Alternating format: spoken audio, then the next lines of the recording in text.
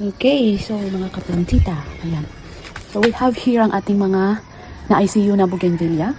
So yung galing tayo ng Isabela, nandito rin yung mga iba. Tapos yung iba is yung binigay na teacher ni RC. Pero tingnan natin kung sino lang yung mga nakasurvive, okay? So ayan. Ayan, I don't think ito ata yung galing ng Isabela. Ayan, tingnan nyo lang kung ilan yung nakasurvive. Ayan, so ito yung ICU method natin. Ayan, may isa, dalawa, ayun, may green, tatlo, parang tatlo lang, apat. Ayan, apat lang of all. Ayan, meron pa dyan. Tingnan nyo lang kung sino nakasurvive. Isa lang ata dyan, dito sa banda dito. Ito lang. Meron dito. Ayan, may nilabas na akong isa kanina. Ayan, so i-replant na natin ang mga to sa bigger na pot. Mas malaking pot kasi para, ayan, may roots na sila, You see, kung may roots ng mga yan, stable ng mga yan. Ayan, so this is almost 3 months, I think. Diba, ganun katagal pa lang mag-ano, pero napapanood ko sa YouTube, parang 15 days lang. Meron ng roots, pero ito, tinanong konti lang yung roots niya. Okay, ayan, mga namatay ang mga yan. Ito, we have one here. Kasi natin yung ganyan. So, ayan, ganyan siya. May roots na ba ito?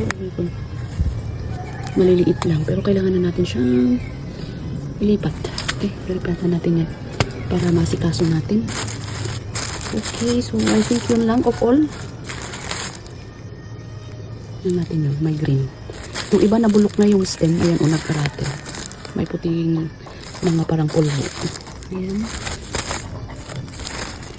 Ayan, may many. Ang dami natin nagawa. Pero kunti lang ang nabuhay. Diba?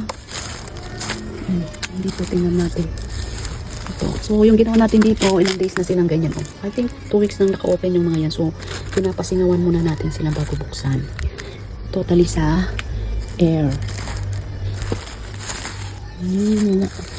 Ito, dito. Kasi yun.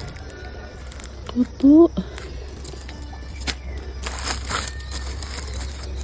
Okay, ito. Ayan, may buds ito. Pwede pa ito siguro. Tingnan natin mamaya. Tapos ito, diba? Ayan. Kinat ko to para magka-open air. Ayan. So, pwede na natin siyang alisin. Ayan siya. Ay, sana. Mabuhay ka ng bongga. Yung iba naglagas na. Ito. Huli. Mabuhay natin yan. Namatay na. Ito, we have one here.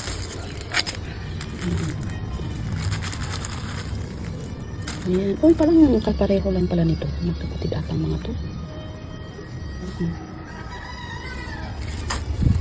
Naku, yun lang ba? Nabuhay dito. Ayan, nabulok na sila. Ayan, tingnan yung iba. Oh, may lugam na.